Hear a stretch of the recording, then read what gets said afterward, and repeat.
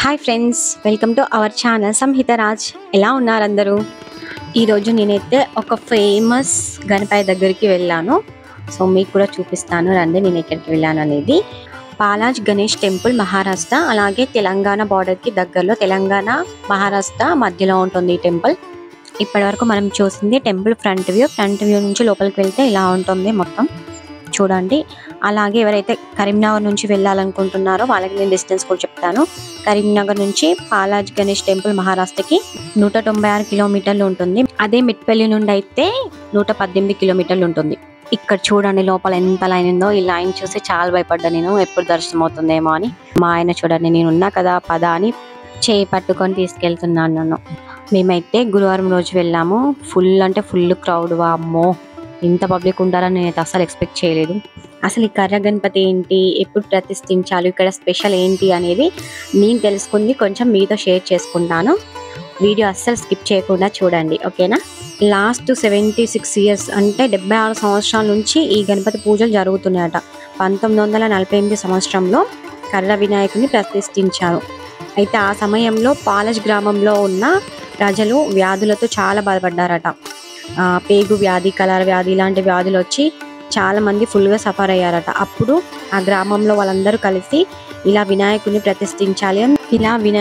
ప్రతిష్ఠించాలని నిర్ణయించుకొని నిర్మల్లో ఉన్న గొప్ప కళాకారుని దగ్గరికి వెళ్ళి కర్ర వినాయకుడిని చేయించి ఈ విగ్రహాన్ని ప్రతిష్ఠించారట. ఇలా 9 రోజులు పూజలు చేసి స్వామివారిని కొలవడం వల్ల గ్రామంలో ఉన్న వ్యాధులన్నీ తగ్గిపోవడం, అలాగే అదే సంవత్సరంలో పంటలు కూడా చాలా బాగా పండడం, ఇలా చాలా డెవలప్మెంట్స్ అయ్యాయట అక్కడ. అందుకే అప్పటి నుండి ఈ కర్ర గణపతి 9 నవరాత్రులు స్వామివారికి మంచిగా పూజలు జరిపిస్తారు ఇక్కడ అందరూ. మేము ఇప్పుడు గ్రౌండ్ ఫ్లోర్ నుంచి ఫస్ట్ ఫ్లోర్కి వెళ్ళాము. ఫస్ట్ ఫ్లోర్లో కూడా సేమ్ పబ్లిక్. ఇక అయిపోయిందేమో ఫస్ట్ ఫ్లోర్లో వెళ్తే దేవుడు కనిపిస్తాడేమో అనుకున్నా, అస్సలు కాదు. అసలు కింద చూడండి, మళ్ళీ పైన కూడా అంతే మంది ఉన్నారు. ఇలా 3 floors same public, same queue line. వామ్మో, చుక్కలు కనిపించాయి మాకైతే. 3 అవర్స్ లైన్లో నిలబడితే గణపయ్య దర్శనం అయ్యాడు. ఇలా స్వామివారికి 9 రోజులు పూజ చేసి 9వ రోజు ఊరేగింపు చేసి నది దగ్గరికి తీసుకెళ్ళి గంగా నీళ్ళతో స్వామివారిని పూజించి మళ్ళా తిరిగి స్వామివారిని టెంపుల్కి తీసుకొచ్చి ఒక స్పెషల్ రూమ్లో భద్రపరుస్తారట. సేమ్ మళ్ళీ నెక్స్ట్ ఇయర్లో వినాయక చవితి రోజు ఈ స్వామివారిని తీసుకొచ్చి పునఃప్రతిష్ఠాపన చేసి 9 నవరాత్రులు పూజిస్తారు. 76 సంవత్సరాల నుంచి ఇలాగే పూజిస్తున్నారు స్వామివారిని. ఇక్కడ స్పెషల్ ఏంటంటే ఏదైనా కోరిక కోరుకొని ముడుపు కట్టాక ఆ కోరిక ఖచ్చితంగా నెరవేరుతుందట. అలా నెరవేరాక నెక్స్ట్ ఇయర్ వచ్చి ఆ ముడుపు విప్పుతారు. ఇక్కడ మాత్రం ఫుల్ ఫేమస్ అది. తెలంగాణ మహారాష్ట్రనే కాకుండా ఇంకా చుట్టుపక్కల వాళ్ళు కూడా చాలా మంది వచ్చి దర్శించుకుంటున్నారు స్వామివారిని. 3 అవర్స్ వెయిట్ చేశాక ఈ గోపురం కనిపించింది మాకు. అమ్మయ్య అనుకున్నాను నేనైతే. కానీ లోపల అస్సలు ఉండనివ్వరు. ఫుల్ పబ్లిక్, చాలా క్రౌడ్ ఉంది కాబట్టి వితిన్ సెకండ్స్లోనే పంపించేస్తున్నారు. ఫైనల్గా కర్ర గణపతిని దర్శించుకున్నాను. మీరు కూడా చూడండి. జై బోలో గణేష్ మహారాజ్కి జై. మీరు కూడా ఖచ్చితంగా కమెంట్ చేయండి. మనం LED స్క్రీన్లో కూడా గణపతిని చూడొచ్చు. అలాగే ఇక్కడ ప్రవచనాలు జరుగుతున్నాయి, చాలా బాగున్నాయి. దర్శనం చేసుకొని బయటకు వచ్చేటప్పుడు ఇలా చిన్న టెంపుల్స్ ఉన్నాయి. సో వాటిని కూడా దర్శనం చేసుకొని ఇక మేము కొన్ని ఫొటోస్ దిగాము. ఇలా దర్శనం చేసుకొని బయటకు వచ్చాక ఇక్కడ మొత్తం స్వీట్స్ అమ్ముతున్నారు. చాలా స్పెషల్గా ఉన్నాయి. వితౌట్ స్వీట్ కోవా, పాలకోవా, కలాకండ్ చాలా బాగున్నాయి. టేస్ట్ కూడా ఒకసారి మీరు వెళ్తే ట్రై చేయండి. ఇక్కడ అన్నదానం కూడా ఉంటుంది. మార్నింగ్ నుంచి నైట్ వరకు పెడుతూనే ఉన్నారు. చాలా స్పెషల్, చాలా పెద్దగా ఉంది. మేము తినేసరికి 4:30 అయింది. చూడండి, ఇదంతా కూడా అన్నదాన మండపం. మనం అన్నం తినేటప్పుడు కూడా గణపతిని చూడొచ్చు. LED స్క్రీన్ ప్లే అవుతూ ఉంటుంది. అందరూ అలా గణపతిని చూస్తూ ప్రసాదాన్ని స్వీకరిస్తున్నారు.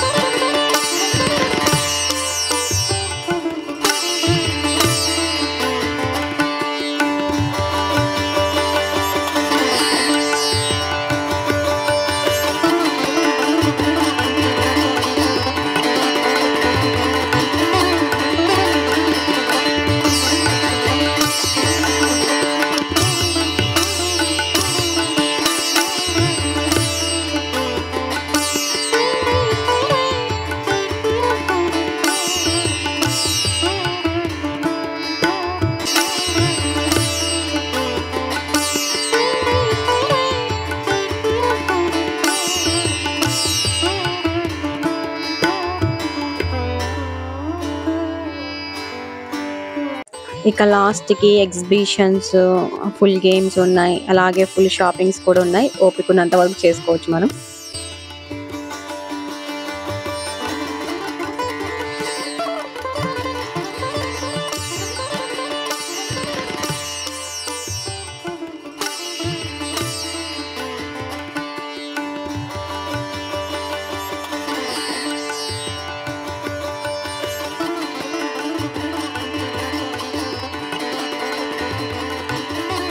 వీడియో అస్సలు స్కిప్ చేయకుండా చూడండి. వీడియో చూసిన వాళ్ళందరికీ థ్యాంక్ యూ సో మచ్. ఇంకా నా ఛానల్ని సబ్స్క్రైబ్ చేసుకునే వాళ్ళు ఉంటే please subscribe my channel, like, share and comment.